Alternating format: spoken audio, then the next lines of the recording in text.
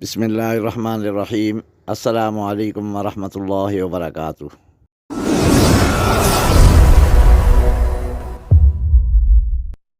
روحانیت کے جہاں سے آپ کا بھائی آپ کی خدمت میں ایک بار پھر حاضر ہے۔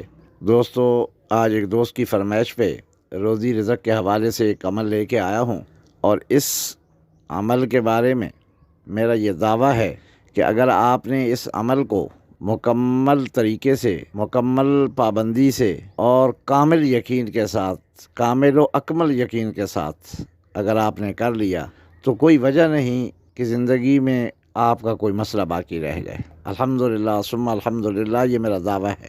دوستو، ہر عامل جب عمل پیش کرتا ہے تو وہ یہی بات کہتا ہے، اور میں بھی اسی طرح یہی بات کہہ رہا ہوں کہ آپ لوگ عمل میں کامیاب صرف اس لیے نہیں ہوتے، ہم بھی آپ جیسے انسان ہیں، جیسے آپ ہیں ویسے ہم ہیں، لیکن فرق صرف اتنا ہے کہ ہم نے اللہ کی کلام پہ بھروسہ کیا اور اس کے اثرات اپنی آنکھوں سے دیکھے تو ہمارا یقین پختہ سے پختہ ہوتا چلا گیا۔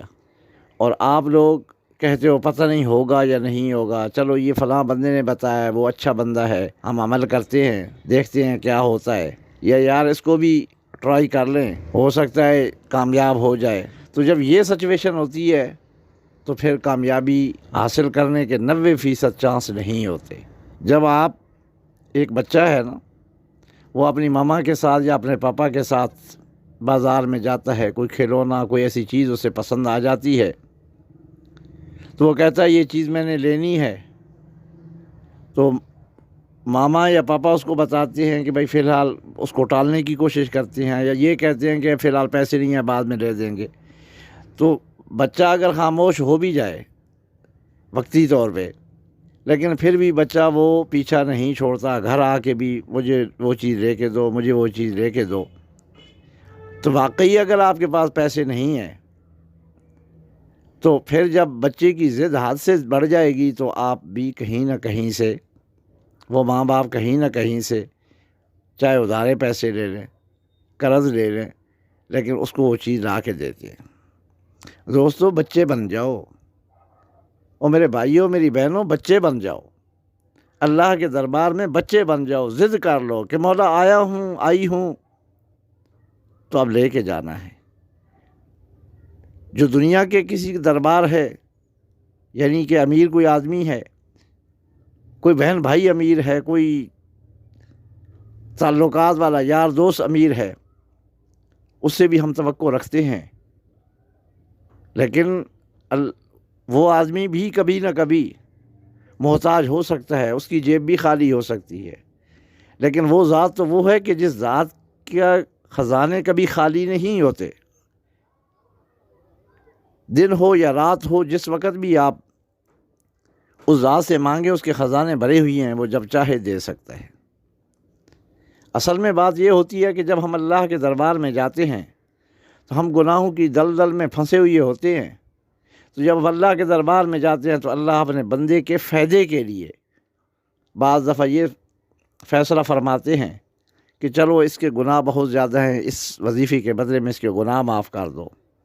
یا یہ ہوتا ہے کہ کوئی آنے والی مصیبت ہوتی ہے، بہت بڑی مصیبت، جو ہمیں تو نہیں پتہ ہوتا لیکن اللہ کو پتہ ہوتا ہے کہ اس پہ یہ مصیبت آنے والی ہے۔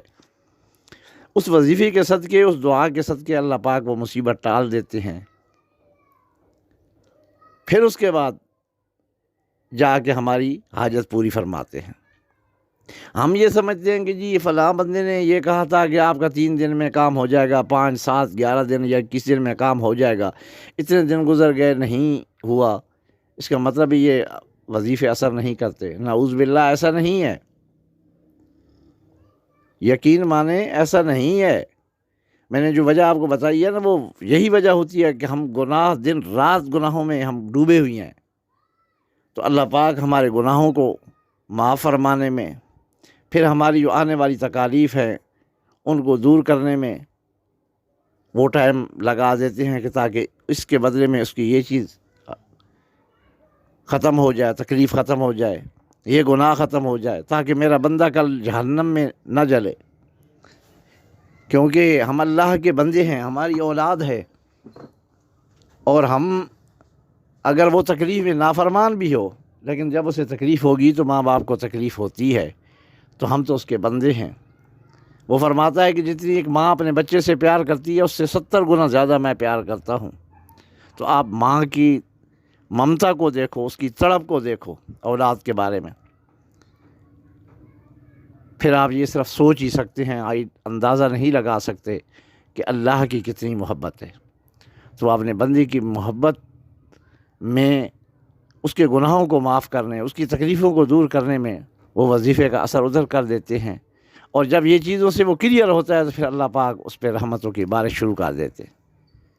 اور بعض دفعہ یہ ہوتا ہے کہ انسان وظیفہ کر رہا ہوتا ہے لیکن دیر سے اثر اس لیے ہوتا ہے کہ اس کے وظیفے کرنے میں یا اس کے یقین میں کمی ہوتی ہے، پھر بھی رزلٹ ملتا ہے، دیر سویر ہو جاتی ہے لیکن رزلٹ ضرور ملتا ہے۔ تو دوستو، کئی دوست یہ کہتے ہیں کہ لمبی تمہید نہ باندھا کریں، کسی حد تک ان کی بات درست ہے کہ ہم مسلمان ہیں تو ہمیں ڈائریکٹ وظیفہ بتانا چاہیے اور ہم اس یقین کے ساتھ کریں، لیکن کاش ایسا ہوتا۔ ایسا نہیں ہے میرے بھائی، ہمیں زبان پہ صرف زبان کہتے ہیں کہ زبان سے ہم کہتے ہیں کہ ہمیں یقین ہے، لیکن دل کی گہرائیوں میں کچھ اور چلتا ہے۔ اس لیے بہرحال حالات بہت خراب ہیں، بہت نازک موڑ پہ جا رہے ہیں۔ یہ جو عمل میں دینے جا رہا ہوں یہ اللہ کے نام کا ایک عمل ہے، یہ مسلمان بھائی تو خیر کر ہی سکتے ہیں، غیر مسلم بھائی بھی اگر کوئی کرنا چاہے تو میرے مولا کے خزانے میں کمی نہیں ہے، میں دعوے سے کہتا ہوں اس کا مسئلہ بھی حل ہوگا انشاءاللہ۔ دوستو، چلتے ہیں عمل کی جانب۔ عمل کچھ اس طرح سے ہے کہ آپ شب جمعہ کا چناؤ کریں۔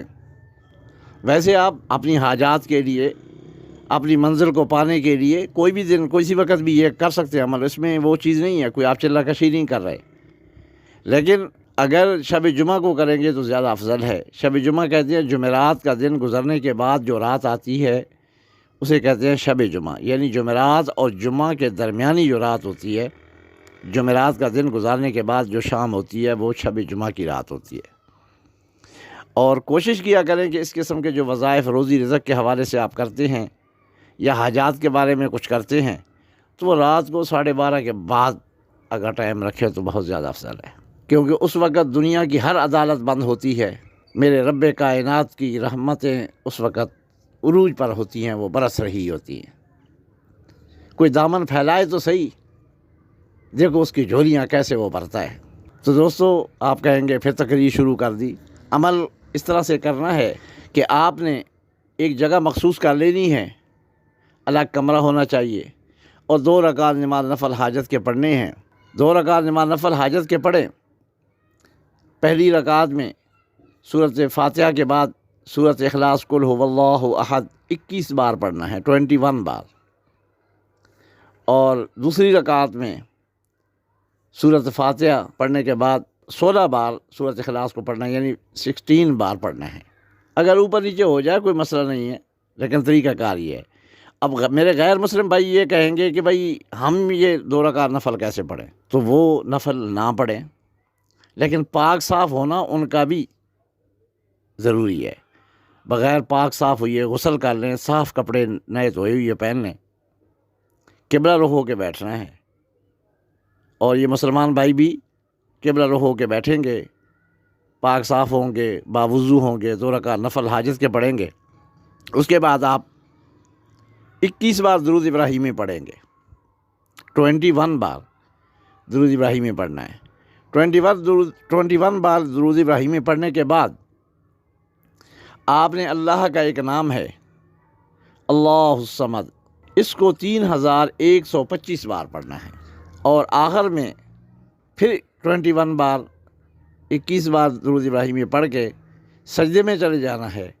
سجدے میں جا کر ہاتھوں کی ہتھیلیوں کو اوپر جیسے دعا کے لیے اٹھاتے ہیں، اٹھانی نہیں ہے، زمین کے ساتھ ٹچ کرنی ہے، لیکن ہتھیلیاں اوپر والی سائڈ پہ ہوں دونوں ہاتھوں کی، اور وہاں بھی اللہ الصمد 100 بار پڑھنا ہے۔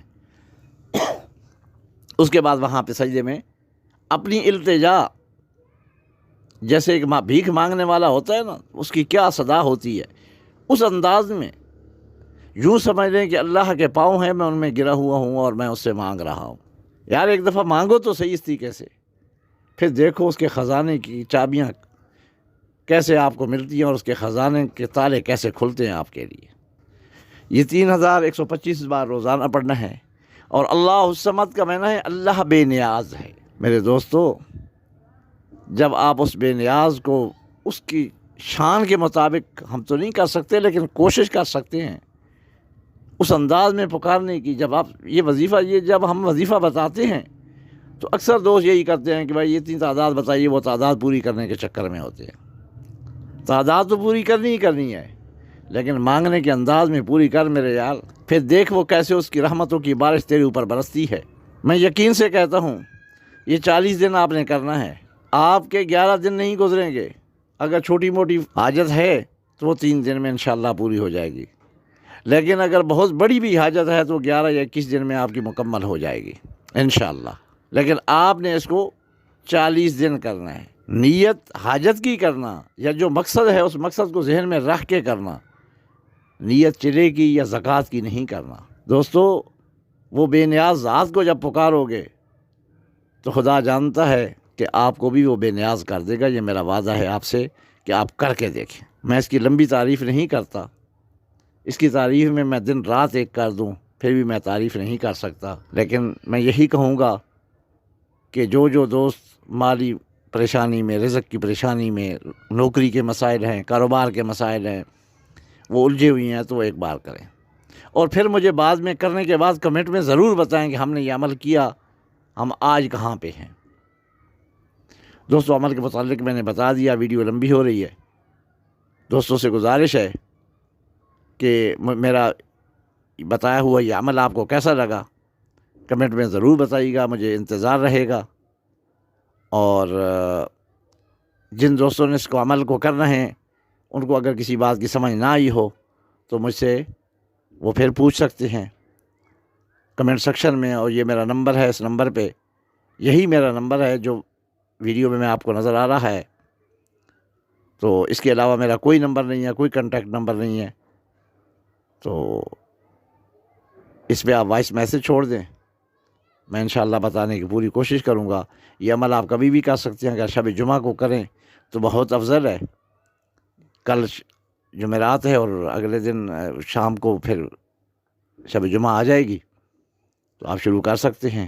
مسائل بہت ہیں، تقریر بھی بہت آتی ہے، لیکن بس اتنا کافی ہے کہ ایک بار جھک کے دیکھو دوستو، ایک بار جھک کے دیکھو، میرے کہنے پہ ایک بار جھک کے دیکھو یار، بس۔ جزاکم اللہ فی الدارین خیرا کثیرا۔ اللہ پاک آپ سب کی مشکلیں آسان فرمائے، اور آپ سب کے صدقے میری مشکلیں بھی آسان فرمائے۔ جزاکم اللہ فی الدارین خیرا کثیرا۔ السلام علیکم ورحمۃ اللہ وبرکاتہ۔